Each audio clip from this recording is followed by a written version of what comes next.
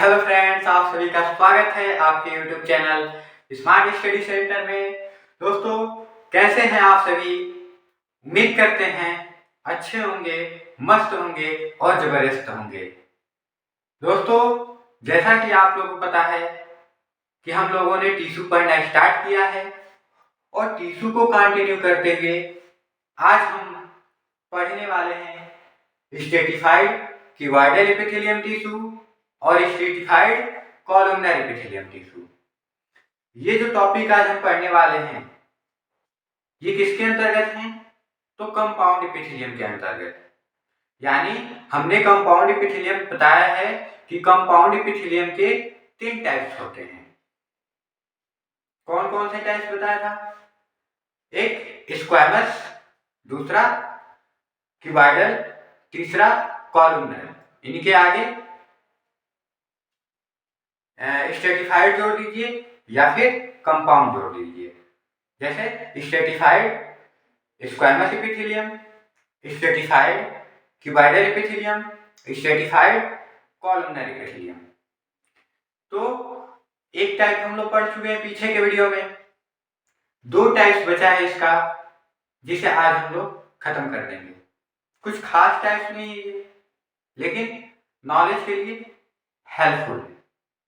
बाकी आपकी परीक्षा के दृष्टि से कोई ज्यादा यूजफुल नहीं है। चलिए, अगर हम बात करते हैं कि जो हम लोग का क्यूबॉइडल एपिथेलियम है यानी स्ट्रेटिफाइड क्यूबॉइडल एपिथेलियम है, तो वो कैसा होता है। सबसे पहले उसके स्ट्रक्चर की हम बात कर लेते हैं। उसका स्ट्रक्चर कैसा होता है? तो जैसा कंपाउंड एपिथेलियम होता है ना, कंपाउंड एपिथेलियम आपको पता होगा कि कंपाउंड एपिथेलियम कैसा होता है। देखिए, कंपाउंड एपिथेलियम बेसमेंट मेम्ब्रेन से अटैच होता है। ये बेसमेंट मेम्ब्रेन है और बेसमेंट मेम्ब्रेन की कई सारी लेयर लगी होती हैं सेल्स की, ठीक है। और इस सेल्स के ऊपर लगा होता है क्यूब शेप का सेल। कैसा शेप लगा होता है? क्यूब शेप का सेल लगा होता है, ऐसे है, ठीक है। तो जब कंपाउंड एपिथेलियम पे यानी ओनली वन कंपाउंड एपिथेलियम पे क्यूब शेप का सेल सबसे ऊपरी लेयर क्यूबॉइडल शेप की हो जाती है, तो उसे ही हम क्या कहते हैं? कंपाउंड क्यूबॉइडल एपिथेलियम टिश्यू या फिर स्ट्रेटिफाइड क्यूबॉइडल एपिथेलियम टिश्यू, ठीक है। तो ये है इसका स्ट्रक्चर, ऐसा होता है हम लोग का कंपाउंड क्यूबॉइडल एपिथेलियम टिश्यू।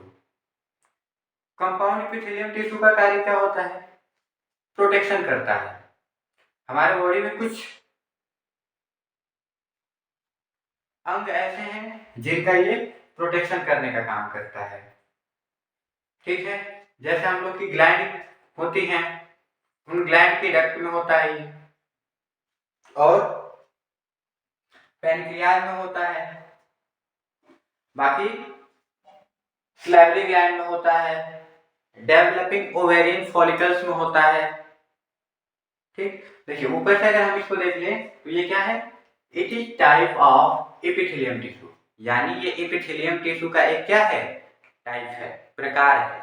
उसमें भी किसका प्रकार है? कंपाउंड एपिथेलियम का है, ठीक। Composed of many layers of cube shaped cells, यानी composed of many layers of cube shaped, यानी ये क्यूब शेप की सेल से मिलके बना होता है। ये रही हम लोग की क्यूब शेप सेल, ठीक है। तो इससे मिलके बना होता है। इट प्रोटेक्ट, अगला पॉइंट क्या है? इट प्रोटेक्ट एरिया सच है, यानी ये उन एरिया को प्रोटेक्ट करता है जहां पे कौन से सच है, इस प्रकार जो डक्ट ऑफ स्वेट ग्लैंड, यानी स्वेट ग्लैंड की जो डक्ट है।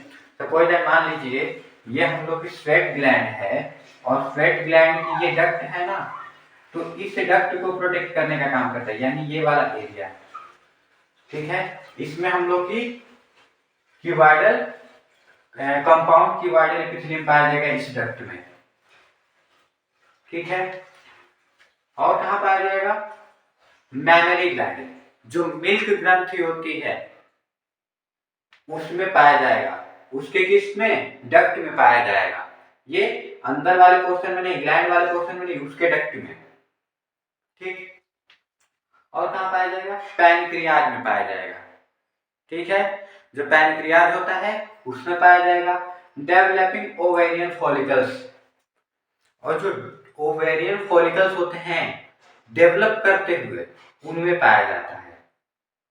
ठीक है, इतने जगह पे पाया जाता है, और भी हमारे बॉडी में कुछ अंग होंगे जहां पे ये पाया जाता है। ठीक है, अब दूसरा है स्ट्रेटिफाइड कॉलमनरी एपिथेलियम। सेम वही कंडीशन है, बस इसमें अपर टॉप की जो लेयर है वो कॉलम शेप की हो जाती है। जैसे मान लीजिए ये बेसमेंट मेम्ब्रेन है हम लोग की, बेसमेंट मेम्ब्रेन पे थोड़ा और बड़ा कर लेते हैं, ये सेल्स लगी होती है ऐसे,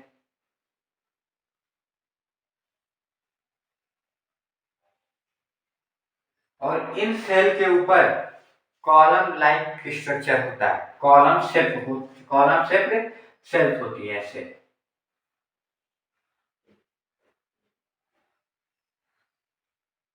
ठीक है, तो इसे हम क्या बोल देते हैं, compound columnar epithelium tissue, compound columnar epithelium tissue. ये देखिए नीचे वाला कंपाउंड है, ये वाला एरिया हम लोग का कंपाउंड एपिथेलियम है, इस पे सेल लग गई, सेल लग गई कॉलम शेप की, कॉलम शेप की सेल लग गई, इसलिए इसे हम कंपाउंड कॉलमनर एपिथेलियम टिश्यू बोलते हैं।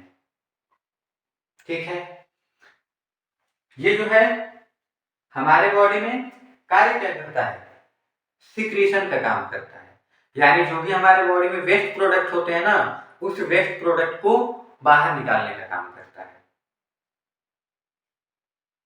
बस वेस्ट प्रोडक्ट को, अच्छे वाले प्रोडक्ट को नहीं, जो भी हमारे बॉडी में वेस्ट प्रोडक्ट बन रहे हैं उन वेस्ट प्रोडक्ट को बाहर निकालेगा। ठीक है, देखिए इसको भी देख लेते हैं हम पॉइंट से। पहला पॉइंट है इसका, it is a type of epithelium tissue. ये भी एक एपिथेलियम टिश्यू का टाइप है। कौन सी epithelium tissue, compound epithelium tissue. ठीक, तो ये कंपाउंड एपिथेलियम टिश्यू का एक टाइप है, composed of many column shaped cells, यानी कई सारे कॉलम शेप्ड सेल से मिलके बना होता है। ठीक, देखिए अगर इसको कोई एक भी याद हो गया इसमें से तो आप इन तीनों को आसानी से लिख सकते हैं, बस एक एक पॉइंट चेंज करना है। जैसे स्क्वायमस एपिथेलियम हम पढ़ाए थे, तो स्क्वायमस एपिथेलियम में भी लिख सकते हैं कि it is a type of epithelium tissue composed of many squamous shaped cells. ठीक है, तो अगर एक आपके माइंड में फिट हो गया तो तीनों आपको याद हो जाएगा। हाँ, बस एग्जांपल याद करना पड़ेगा आपको। ठीक है, तो देखिए इसका फंक्शन क्या होता है, जो स्ट्रेटिफाइड कॉलमनर है, function to secrete waste product, यानी जो भी हमारे बॉडी में वेस्ट प्रोडक्ट बनते हैं उनको सीक्रेट करने का काम करता है, स्रावित करने का काम करता है। ऑफ द डक्ट, डक्ट से, किसके डक्ट से, जो भी ग्लैंड की डक्ट होती है ना, ये वाले डक्ट, इन्हीं से उनको क्या करता है, सीक्रेट करता है, बाहर निकालता है। ठीक है, and out of the body, या फिर बॉडी से कोई चीज निकालना है, sorry out of the body, उसको बॉडी से बाहर निकालना। ठीक है, यानी इसका काम क्या है कि उस डक्ट के माध्यम से जो भी हमारा वो हमारे बॉडी में वेस्ट प्रोडक्ट बन रहे हैं उन वेस्ट प्रोडक्ट को शरीर से बाहर निकाल देता है। ठीक, पाया कहा जाता है, ये इसका एग्जांपल है लाइक कंजक्टिवा। कंजक्टिवा क्या है, हमारे आंख में पाया जाता है कंजक्टिवा। ठीक है, तो कंजक्टिवा द्वारा जो हम लोग सो के उठते हैं या फिर कभी कभी आंख आना सुने हैं आप लोग, जैसे आंख से कीचड़ आता है, व्हाइट कलर का जो मटेरियल होता है वो इसी का रीजन होता है कंजक्टिवा का। ठीक है। तो जो आई फ्लू चला था ना, कुछ समय पहले आई फ्लू चला था, चश्मा का नाम एकदम आसमान छुआ दिया था। जैसे कोरोना आया, मास्क की बिक्री बढ़ा गया, सैनिटाइजर की बिक्री बढ़ा गया, वैसे आई फ्लू आया, चश्मा की बिक्री बढ़ा गया। ठीक है।